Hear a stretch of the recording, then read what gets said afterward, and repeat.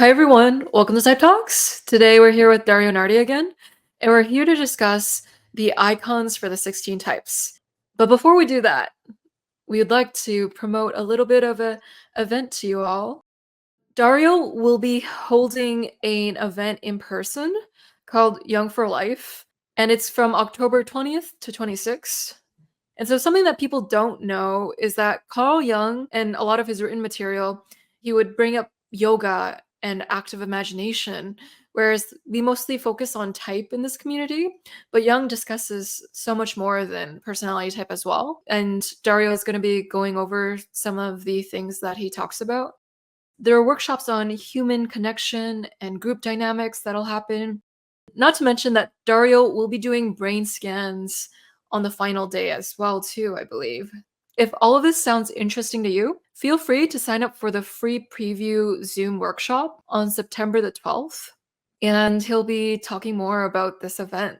So, Dario, do you have any thoughts you'd like to share on this? Yeah, but part of the reason, doing a workshop beforehand, it's very nice to let people know what's going to happen. Everybody's used to doing Zoom workshops; it's free. But as Joel and Antonia describe, what is the point of working in person, doing stuff in person, just embodiment exercises and the experience of being together? And the times that, both from reading about the research and then seeing it in person, when you put multiple brain caps on people, what is it that allows people to get into flow and really make a connection?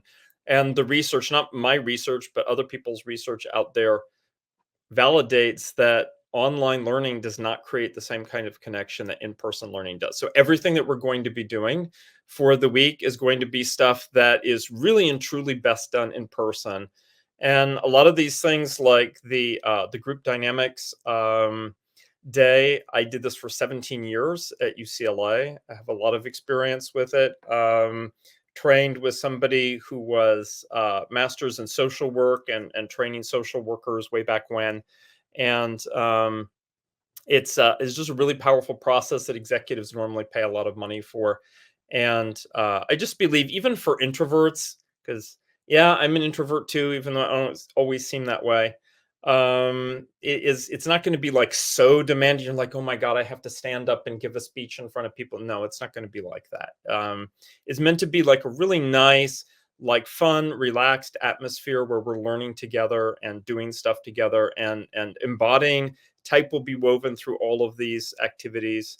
But yeah, they're all things that really Jung for Life is this idea of expanding beyond chapter 10 of one of his books to the rest of his work, and all of the things that support it. Like the human connection process, there's a podcast by Joel and Antonia, where Joel and I did this process together, and Joel was like, wow, this is amazing. Um, and it's a really great way to really encounter shadow material without like all the unpleasantness of a therapy session or something like that. So who doesn't want to do that? So really, by coming to this workshop, you'll be able to say that you really have gotten a lot more familiar with all of the stuff, not just around Jung conceptually, but the actual practices. And not to mention that you'll be meeting myself and Dario at the event too. So that's always a reason to come as well. On that note, we can get started with the topic for today. And so I'm curious, Dario. I'm just going to flash the ESTP icon on the screen. And I was wondering if you could explain what's going on that and what your vision for that icon was with Linda. So, Okay, yeah, certainly. Originally, these were developed, I guess, wow, around 2006 or 7 for the Personality Types app, which is still in the Apple App Store. If people want to get that, it's like $2.99 or something. It doesn't have all these fancy like in-app purchases and all of those things. It's just an app that has all the stuff about type in it, and the icons is a way that, along with AI, we're trying to make type more visual.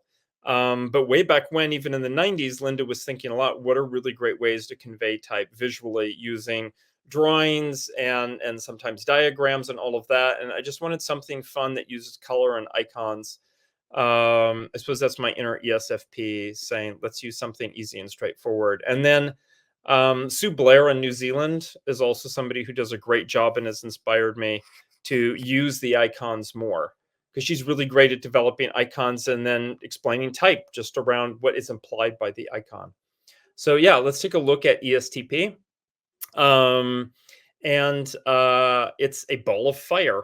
So it could be a campfire, it could be a torch, it could be a meteor, whatever it is. But what does fire embody?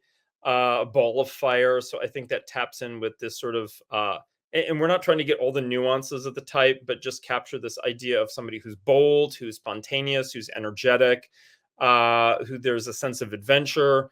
But remember, adventurers actually include danger, and fire is dangerous, but fire is also extremely powerful. And so that really fits with this idea of ESTP being like fast and adaptable, and at their best. I think that they really can be like great, like MCs and presenters, and come with this like luminous energy, that even just growing from a spark, they're like, let's make the spark, like grow it into a fire, and make something happen. No, there's a little bit more than that. So what is it that puts out fire? It's water, and water is a great symbol for emotions. And that's one area, whether it's extroverted feeling or particularly introverted feeling, that but the feeling function that ESTP is pretty ambivalent about. So that was just like, yeah, that's the feeling that we want to give it. Oh, and then the other thing, of course, is fire associated with romance. And ESTPs do have this reputation that when they put their mind to it, they can be very good in the romance department, like actually being romantic and like going, like building the little fire that's going to set the atmosphere tone.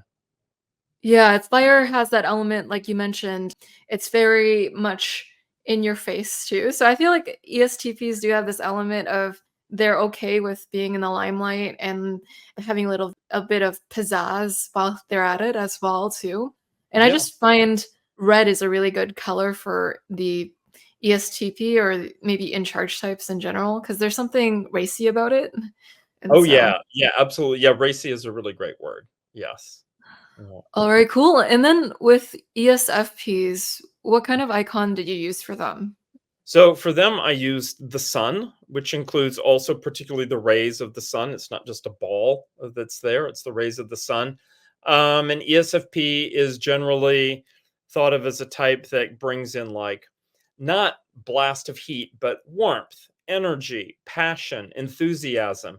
If it's a warm but not too hot day and the sun is shining, I mean, some people like cloudiness, but in general, it gives this feeling of like, yeah, let's go out and do something. Like this is a beautiful day. Um, and it's although for people who do like rain and cloudy days, I get that too. But I'm more of a sun person myself.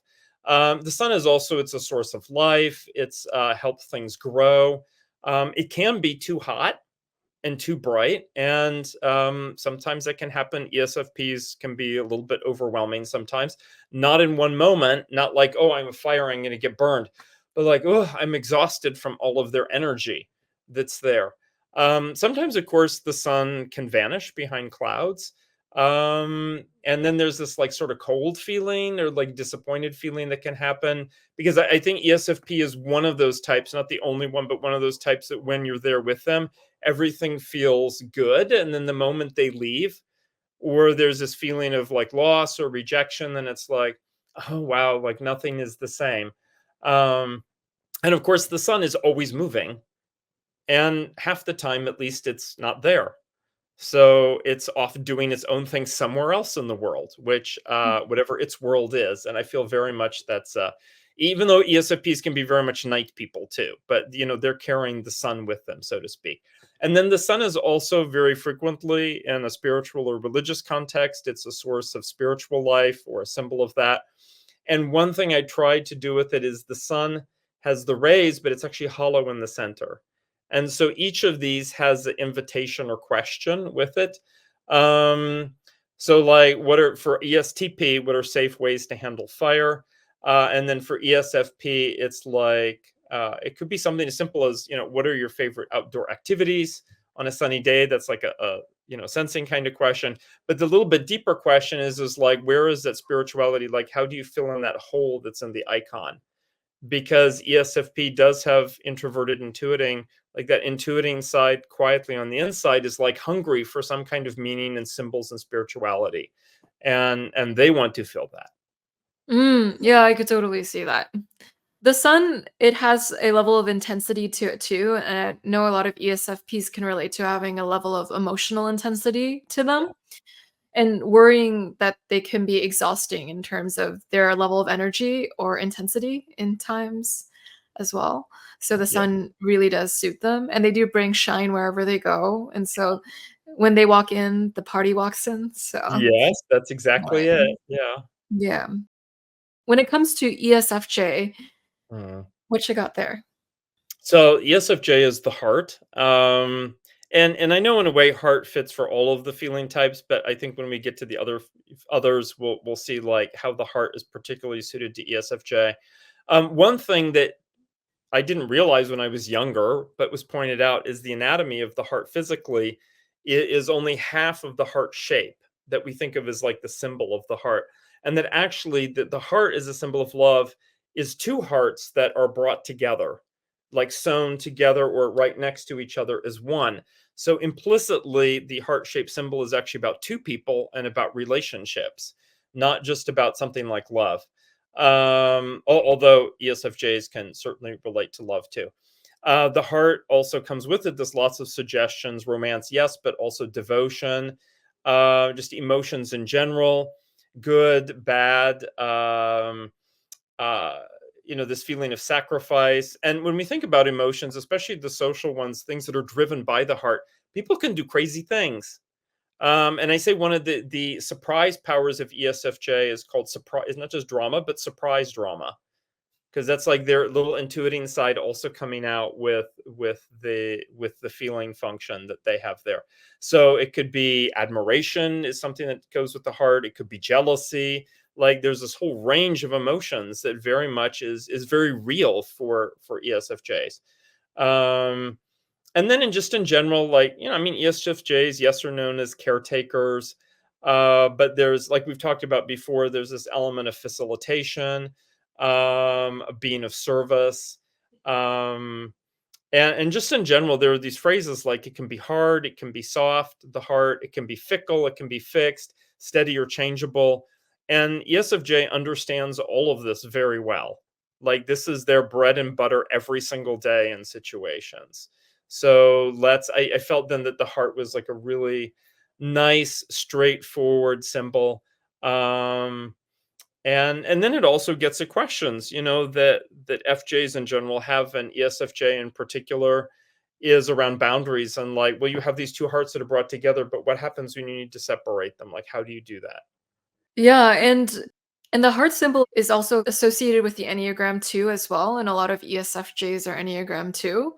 And Mhm. so it's just even what they tend to draw in terms of if you ask them, "Can you draw how your room would look like?" ESFJs would draw a lot of hearts during the Myers-Briggs workshops. So it seems to be a big identifier for them. Like they have a lot of heart and they also like host with their heart, but a Mhm. lot of heart can also come with a lot of difficulty holding boundaries. So Yeah. Yeah, as well as things like a broken heart. I mean, that's also part of our vocabulary. Yeah.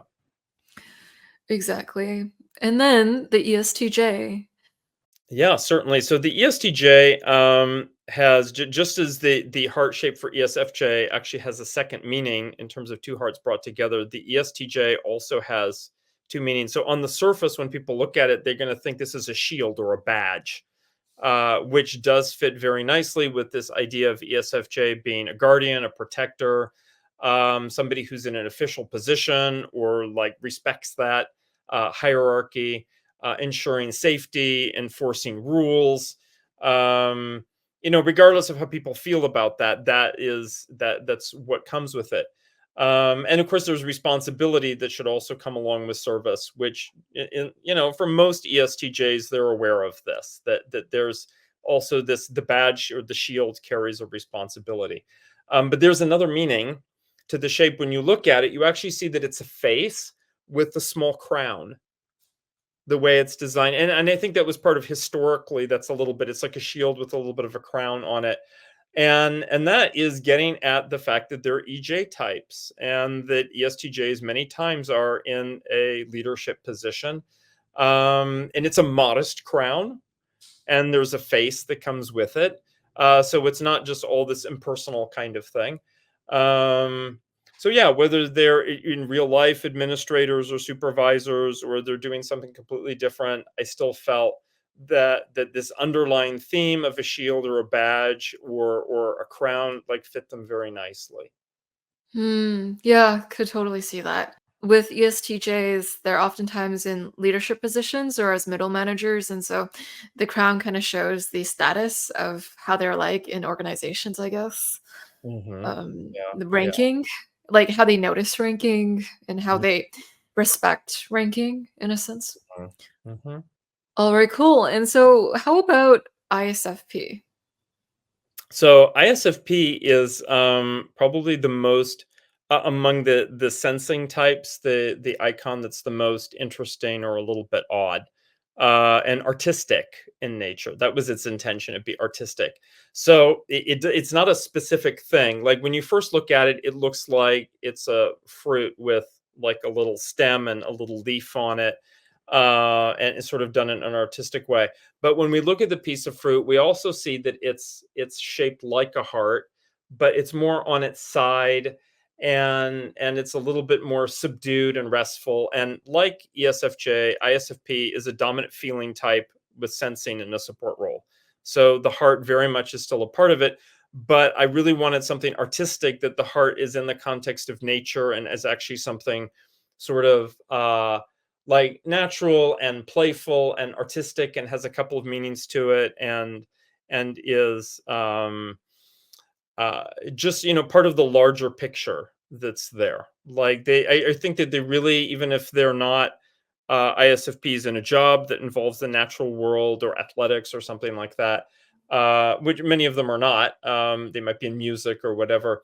Still, they're very much attuned to emotions, and the impressions that the emotions give. Like many times, we talked about this with the names, that they're composers. And so I wanted to give that feeling as well, that it's the sensing option that sort of allows them to be intuiting types. Like, what does it say? Honorary intuiting types. Um, and they are very aware of the impressions that their compositions make on people, or what they want to make. And then the reason why it's a fruit is the sort of reminder that love is something that is the fruit of cultivation, um, or maybe a gift of nature and nature's beauty. It's sort of the way it is. And also being a fruit, we don't know if it's a poison fruit, by the way. There are fairy tales that deal with that. Like, just walk outside and try and pick some mushrooms or berries. Like, is that actually safe? I think ISFP sort of like that little bit of danger element that is there as well. Um, so that was where I went with that one. And yeah, I just like the idea of something that was artistic but still emotional, and touched on nature. And ISFPs generally do really love nature. Yeah, I can definitely see that. It's almost like nature, the root word for it is to be born, and so in a way, like you're reborn again in a sense of nature, and I think ISFPs are very in touch with that. And yeah, I love how you're not able to tell if it's a poison fruit or nutritious fruit, and it's the mystery of introverted feeling. And it might Yes. depend on the day and the ripeness of whether or not it's other flavors of the fruit. So Yes, yeah, and I felt also this idea of cultivation really taps into the fact that ISFPs tend to be very reticent, as introvert feeling types, about relationships. Like, they generally don't jump into something. That they're very patient about allowing. In fact, they want things to just flow, and for relationships to develop naturally on their own, which could take years even. And they're like, no, I'm totally fine with that. Like, that's so they want it to be, is that love should be something natural. just like how fruit is grown very naturally. Yeah, well, hopefully, yes. Hopefully it's not Yes, GMO. Yeah. yeah. All right, and then ISTP. So ISTP, it's funny, in working with my client in Norway here, that they like the idea of icons, but then they said, well, we need to change these for like a Scandinavian corporate environment, and they gave the ISTP like the very traditional like wrench and hammer situation, like mechanics, and many times in the type community they're talked about as mechanics. However, I used a footprint instead. Its icon is a footprint, and so there's sort of like a forest ranger or a tracker, that's sort of the suggestion of what it is. The reason I use it is because one is looking at the part of the brain that tends to be sort of a favorite part for ISTP in particular. This left parietal area back here is so good at identifying things in the environment, like noticing that this is a that. And even if it's something urban, it's not natural. It's like identifying car makes and models, whatever it is that they do. So they have this power, like this superpower of identifying what something is, even from a very small amount of data, because they do have that intuition that's third for them, and that they see this imprint, and they're like, I think that was, and then they fill that in with, and you're like, wow, you just got that from one print. And that really is, it's sort of like every ISTP is secretly sort of a ranger in a way. And I think they do this as part of problem solving. There isn't problem solving in the picture, but this idea of a footprint is there. And this extrapolating from sensory details in the environment. I also like that the footprint reminds us that, yes, it's a human footprint, so we're people, but we're also animals. Like, we have bodies, and we leave behind traces of ourselves. And ISTPs, with their inferior feeling, I do find, would like to think that they're making impact on humanity, that they're contributing back to society. I mean, as they get older, they're like, yeah, what am I doing with my life? And like, how am I helping in the broad sense? And it could Mm. be just like a side cause that they have or whatever. They're not ESFJs or ENFJs, but there is this element where they also want to leave their own footprint. And some of them are the opposite. They're like, I don't want to leave a footprint anywhere. The very careful, sort of suspicious kind of ISTP. So we have a couple of different sides, as we do with all of them. Yeah, well said. I've had a lot of people who use extroverted sensing in their auxiliary position. They see it as the verb observing. And you're really mentioning how ISTPs are very observant. And so you're like, wow, you really saw all of that. ISTPs are and ISFPs are a really good type where they see a lot and say very little. And so, Yes, yeah, very much so. And I tried to get past a lot of the, like, because the footprint represents movement also, and extroverted sensing is all about, which they have, and the sensing in the auxiliary is all about movement as well as observation and the senses. And so we have the sense of movement with the footprint. cool. And so, how about ISFJs? So ISFJ is a ribbon that's tied as a bow. Um, and at first that looks really nice, and it's like, oh, that's so nice. It's like they tied like a ribbon around a present or a gift, that there's this like nice nurturing supportive element. It's also a little bit like, it's simple, it's elegant, it's conventional and traditional. You don't just hand the person the item you bought at the store. You wrap it up and you put a bow on it. And I think ISFJ likes that idea of you wrap it up and put a bow on it, metaphorically speaking. However, something to notice in both the icon and in, if persons ever tried to take apart a ribbon from a Christmas gift, it's like really hard to take them apart because that knot that is at the center is really tight. And that's what I see also as another side of ISFJ. That on the one hand, in theory, you can unravel the bow and even use it for something else, but in practice, it's very tight. And I think that captures their protective quality. So it's not just about attention to detail or doing something cute or traditional. It's also that they have something that's solidly in place that's difficult to undo. And that they're very sort of culturally specific, these icons, but that's what came to mind for me. That in fact, at the center of every bow is a knot. And that even captures their opposite type as they sort of like puzzle through thinking. And they like try to unravel mysteries in their own life as they get older, like trying to figure things out. Yeah. And the ribbon is also there's this connotation with organization, like a Christmas present that's tied just perfectly, and a sense of closure from having the knot tied as well too, that's there. So there's no surprises. And yeah, I think that the ribbon has a prim and properness that the ISFJs have, and it being symbolic of something that's used on gifts a lot shows the extroverted feeling and the hostess giving nature of the ISFJ as well there, so Yeah, and they may even have a bow, either for a man as a bow tie, or a woman as like, one of those like sweaters or cardigans or blouses that you can tie at the top that has like a nice little, it's almost like they're presenting themselves in like a prim and proper way, and that's also another use of it. Yeah, I could totally see that. And how about ISTJ? So ISTJ, is on the face of it, it looks like a clock, but it actually could be any kind of gauge or meter, um, a dial of some kind. And ISTJ, with that thinking function as auxiliary, is very much about measurement. And if we think about what is it that makes clocks run, like, or it's that the gears and the internal elements have to be very precise. And then what is it that they afford? I mean, everything runs on clocks. I mean, the computer would not function without a clock and coordination.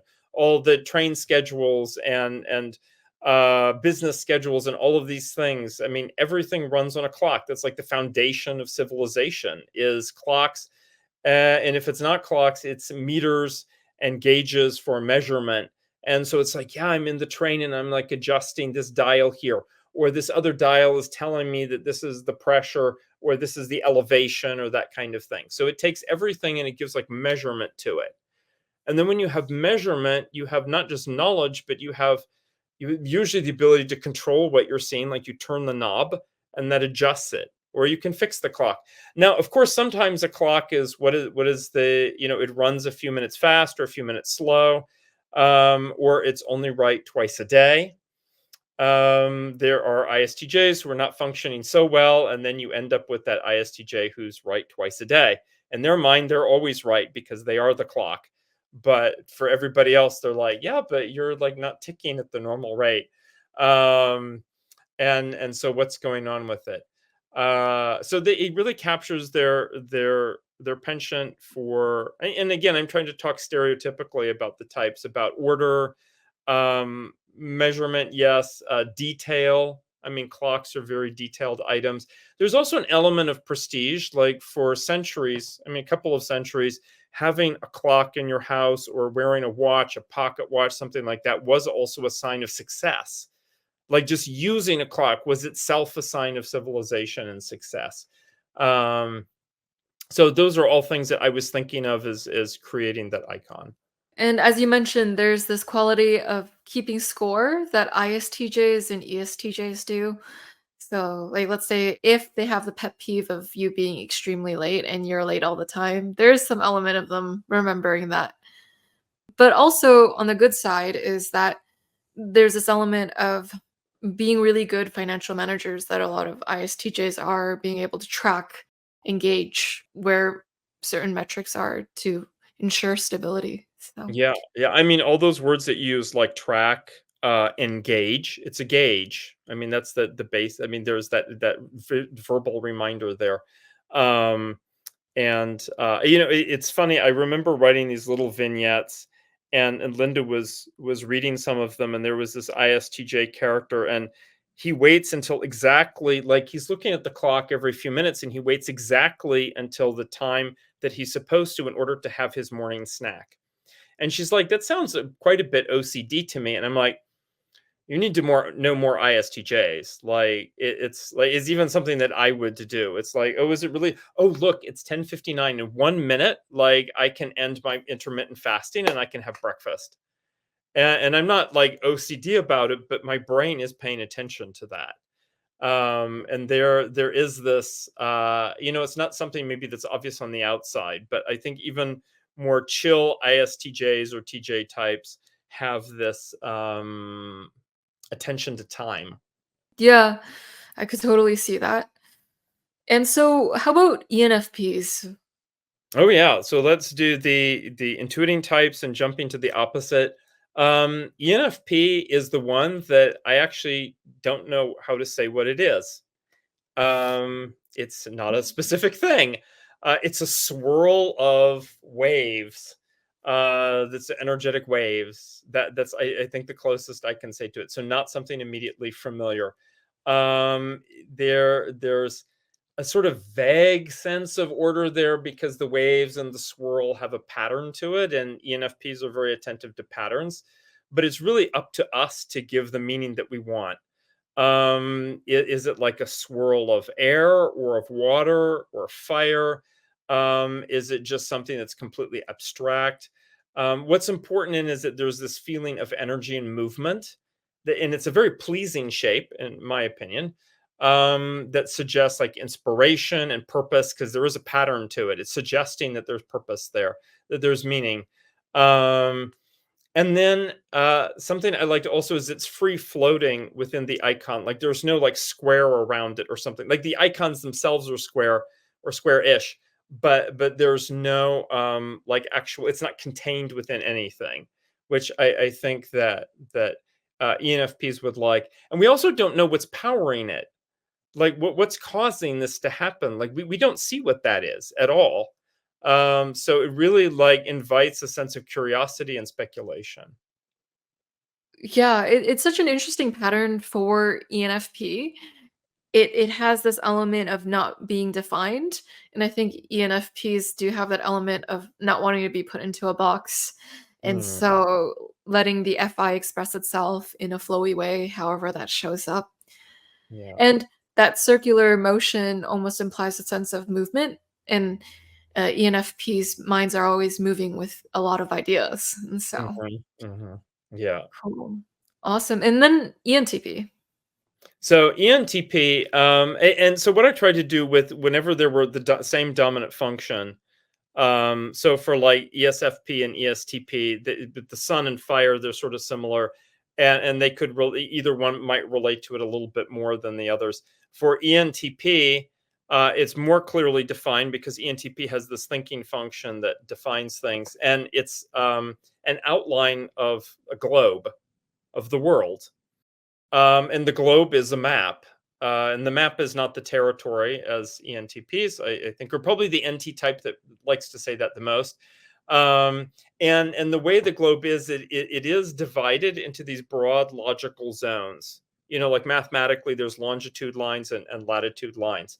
So there's a mental model that's imposed upon the globe, but again, it's something that we're imposing on it.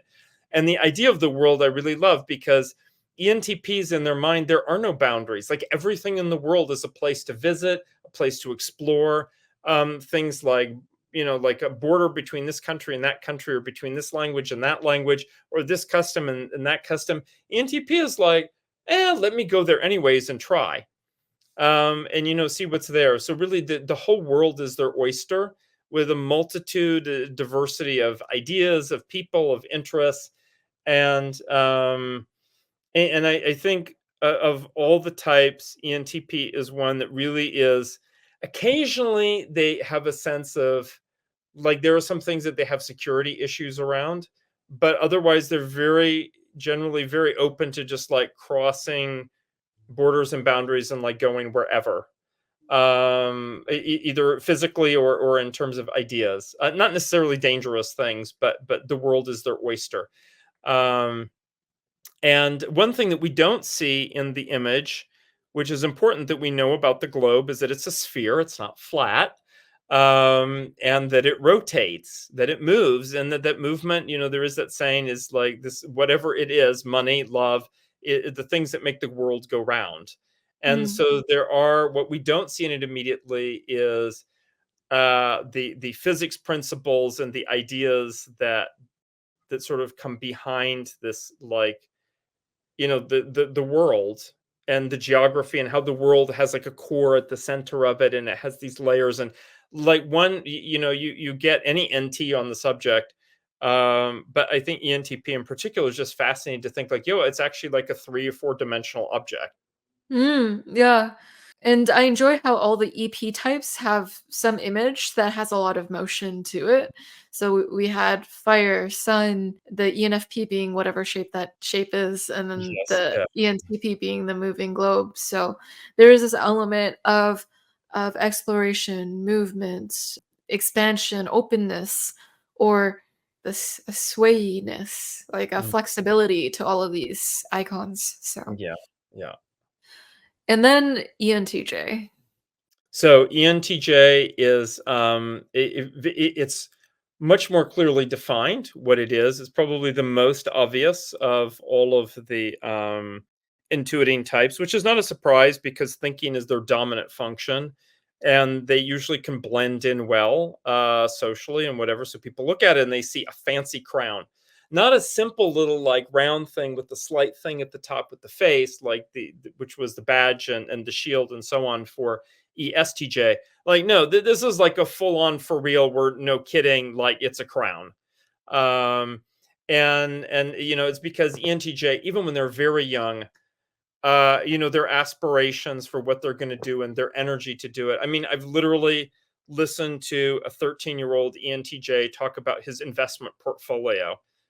His parents weren't rich enough to give him that or suggest that. That was already on his mind at 13. The things that they want to conquer when they're young. So I know a 16-year-old ENTJ who got his pilot's license. It was like, yeah, I'm going to fly. And there really is, it doesn't have to be the literal sort of monarch in charge of things, but there is this, at least fancying the sense or like a life aspiration because of their vision and their strategies that they think like a monarch, like they see the whole kingdom and how all of it works and how everything is interrelated. Now, if we look more closely at the crown icon, we see it's actually composed of like a little base. So usually there is some kind of foundation that needs to be there, and then each of the like 4 little elements of the crown look like a pawn. And we know ENTJs, they like to be leaders and managers and so on. And so it's like, yeah, what is what I'm doing? Well, those 4 things, those 4 pawns could be for projects or for companies or for abilities or departments or employees or visions or whatever it is. That there's accountability to accounting of it, and the spires, even, we could think of it that way. So it's very something that's like complex, um and it's like has a lot of aspirations and a very wide vision. Yeah. And I like the element of a monarch too that sometimes doesn't have to abide by the rules. And so you make the rules because you conquer the situation in a sense. A lot of ENTJs are the youngest person to do something. Like they started a business from a really young age, or they're put into a leadership position without asking because people see them as someone who's in charge. Or they ask for a leadership position because they want to usurp the person in charge because you're not the correct monarch for the situation. So, Yes, and yeah. it's not to say that they're power hungry, but it's to say that like they do notice a power vacuum and they will take the power position if they have to. Mhm. So, all right, then let's move to. Did we do ENFJ yet? Yeah, we Nope. So did. it's the Oh, ENFJ. okay. And so one thing I love about the icons. Well, one thing is they don't have a lot of space for nuance. So they are supposed to be like more simple representations of the type. And the benefit of that is that sometimes they're very good to help people sort just based on seeing what it is. Like making sure that the ISFP had just as much appeal to ISFPs if they're thinking they very much strongly identify with, say, their third function, intuiting. And they're like, oh, but maybe I'm INFP. And then they compare to the INFP icon. So another common I think place where people just introduced to type have a question is they're like, oh, am I ENFJ or ENFP? The icons are so different from each other. I really can't imagine an ENFJ identifying with the ENFP icon because they can't even name what that is. Now, the ENFJ one also has a little bit of ambiguity to it, but in a much more symbolic sense. So it is one of these images that has a couple of different meanings as you look at it. So if folks are familiar with this idea of like, are you looking at like a vase, or are you looking at two faces of people looking at each other? So it's inspired by that.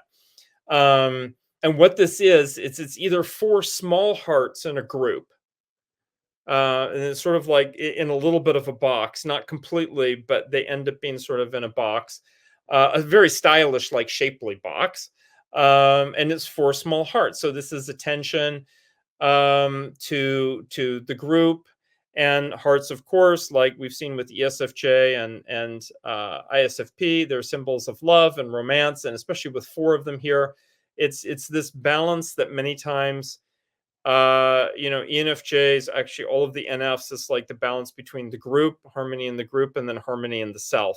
And here, these four hearts are in a very harmonious state, very harmonious position.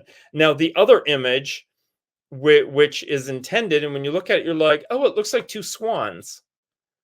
And to me, that is very lovely. So that gets at the intuiting element that there's a secondary meaning to it, and that swans are also a symbol of love and romance, and that they're facing each other. So it's like, are you looking at like the negative space or the positive white space?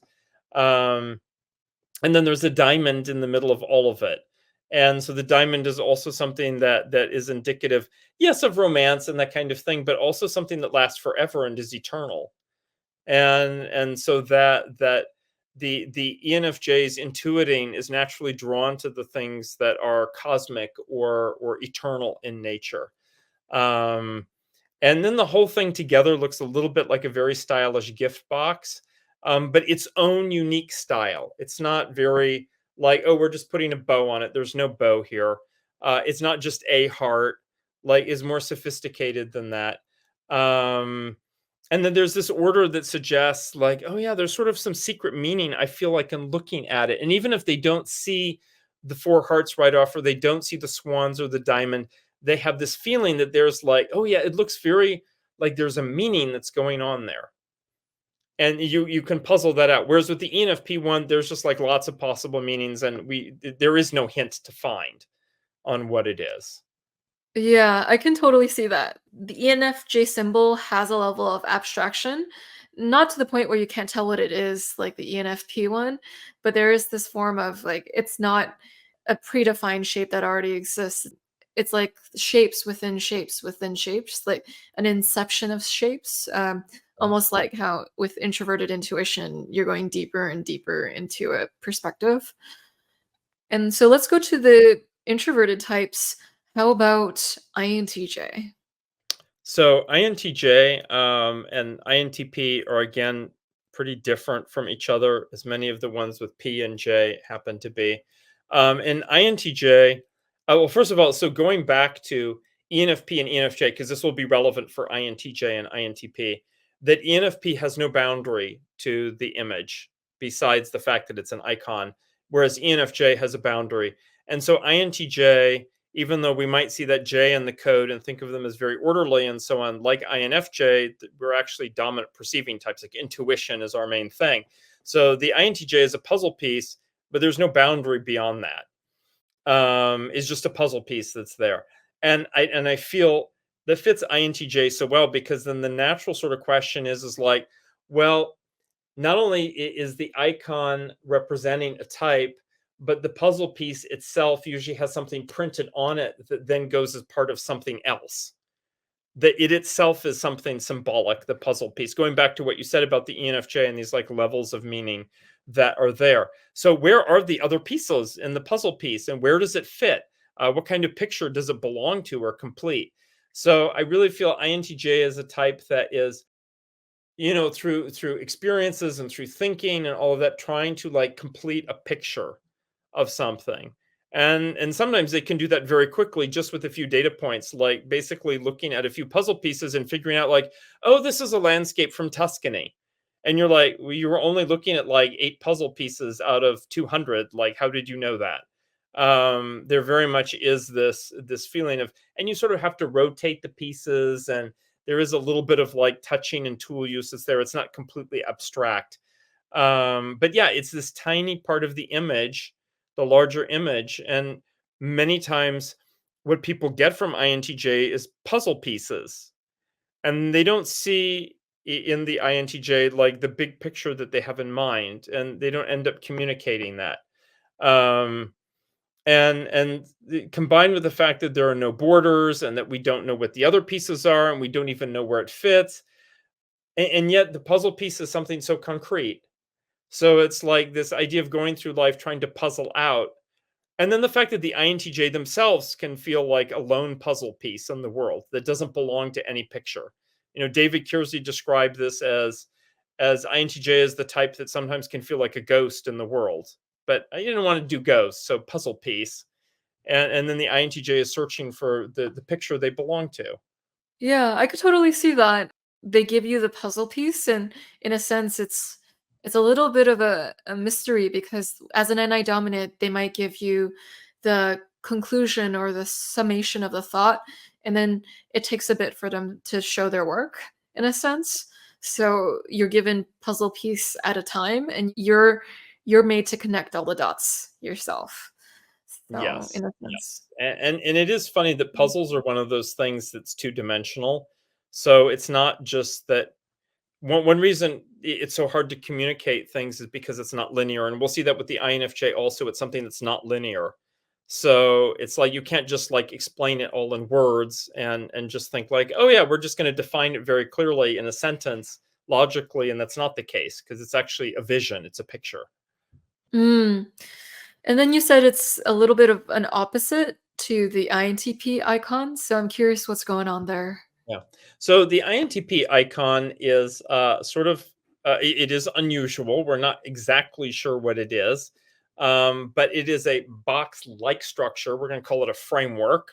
I think it's a good word. It's a framework, and inside of it happens to be like a 3 by 3 matrix.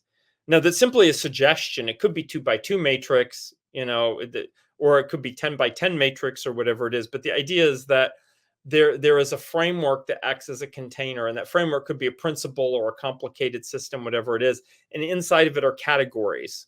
Like there's like, oh, like we're having a problem, it's this kind of problem, so it goes in this box, and then this is how we're going to fix it. So the number of actual like categories or dots in this matrix is very flexible, but the idea is that, yeah, we have elements inside of a framework. And in this case, the framework is like a circle inside of a square, which also gets back to some interesting historically like geometry questions. That it's like with squaring the circle and that kind of thing, just as like conceptually to remind us of that. So there is actually more flexibility than what we see. But like the ENFJ and unlike ENFP and INTJ, it is in a container, and so there is this like working out of the model and then staying within the model and trusting the model. Yeah, so that was INTP. Makes sense. Their framework has a boundary, so it kind of shows how they're a judging dominant type, and Mhm, so there is that order imposed immediately on their icon even. mhm. And then how about INFP? So INFP is the classic yin yang symbol. um I think INFPs are drawn to symbols that are familiar and make sense. They have this sensing side to them that they can develop. And the yin yang symbol, more than that, is the one that is about the encounter and the dance of opposites. So both ISFP and INFP very much appreciate there's dark and light, good and evil, kind and cruel. Within each of us and within society and all of that, there's always this. And in fact, you can't just take away half of the yin yang symbol and expect it to be something you recognize. Like that just doesn't work because the dark and the light go together as one thing. It's the dance of opposites. And then within each opposite is an element of the other one. So just the yin yang symbol. Um, so even the darkest night has an element of the moon in it that provides some light. And even the brightest day is going to have that dark cloud, or the shadow that you cast. Wherever you go, there's going to be that darkness. Even, well, I suppose at exactly 12 noon, you might not show a shadow, but otherwise. So life is this continual like dance. And many times in the literature, the yin yang symbol is described as being something that like rotates, it moves, as opposed to being something that sits statically. And I see that also is that there is this, and the movement is not because they're always moving, although their mind might be. It really is about this idea of returning to, they're in a continual state of balancing.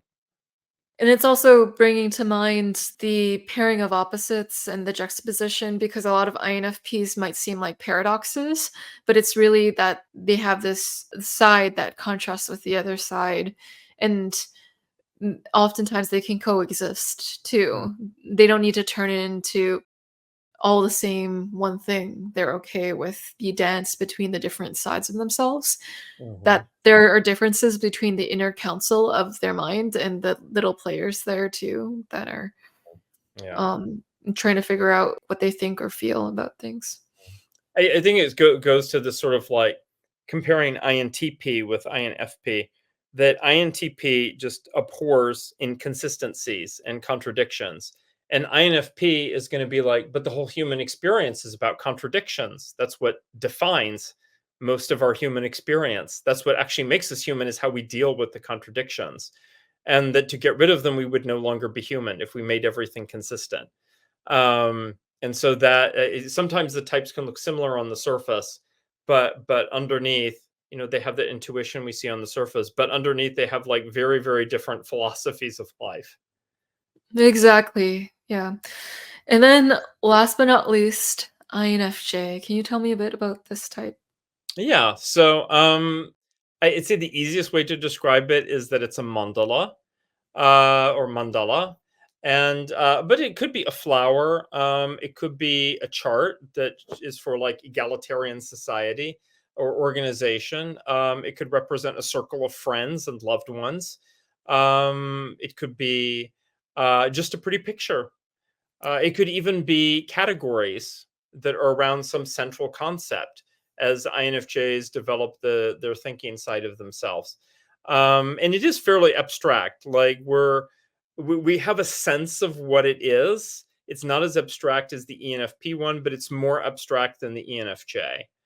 And in terms of like it's very, and I mean abstract, not like vague. It's that it's you can see what it is, and it has different meanings, but it's like a basic principle, and it's like, yeah, it could be all of these different things. Like, is everything in life sort of a mandala?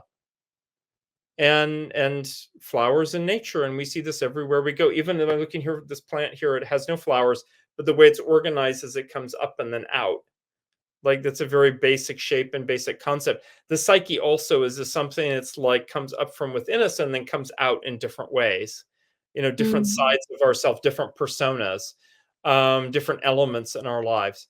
Um, so the petals of the flower, and they, because it can be people and represent that there is this lovely uh idea of like relationships and the feeling function there as well, especially because in the very heart of it, in the center, it's like it looks like there are 8 petals, but in the very heart of it is the ninth one, which is the self, or what is divine, or whatever that is.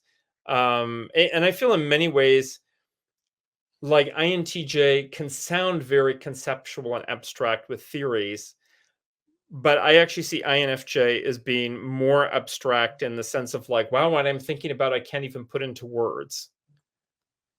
And so it really has that level of abstraction, and yet it really is powerful. Like a mandala is so powerful. It's a meditative focus. And I mean, I don't know if people have thought about like, oh, my circle of friends is a meditative focus. So there's that nice thinking element that sort of like comes in there a little bit as well. Um, and just asking in life is like, what is the center of the image? Is it myself? Is it my ego? Is it something divine? Is it all of those things and none of them? So I think it's opens, all of them suggest some questions, but this one, I think, has a lot of latitude. And with mandalas, is it there's a spiritual connotation to that? You Absolutely. tend to love to choose that image for INFJs, so, Yeah. I was wondering. Yeah, I think a lot of people do, and in fact, some people think also that Jung was an INFJ, which I don't agree with, for a variety of reasons. But I see where they get that from because his fascination with spirituality and alchemy and mandalas and so on suggests some kind of like pattern to the psyche. Yeah. Yeah, and INFJs, they have the connotation of being a mystic, and so the mandala has that element of intuitive patterning, so Mhm. alright, and so thank you so much, Dario, for bringing us through all of this icon wonderfulness. And so, for all of you guys who are interested, Dario is holding a week-long event. How would you explain it to people? So it's a week long series of 1 day workshops. And people in theory can come and go and only sign up for one workshop or two or three, whatever it is.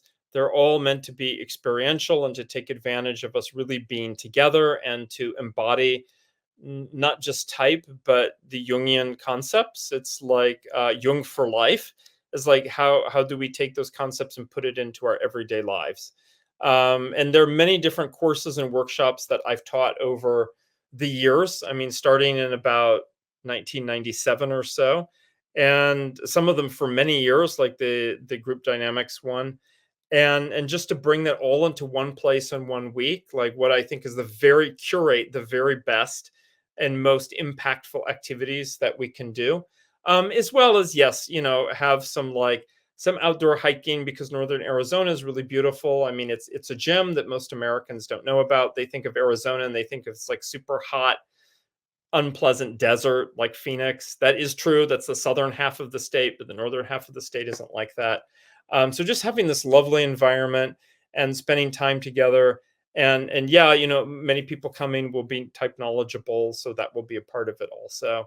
But just bringing all these really fun, um, I really love personally when I'm able to go to a 1 week workshop myself. Like last month, I was at a workshop in Sweden on shamanic practice. It was a week, and it's so transformative. It really is lovely. And it's not about sitting in chairs and just like, oh, yeah, I'm taking notes and watching videos. Like, that's super old school. Like, that's Prussian education system from 1890. So we're way past that. And also to make it financially accessible for people.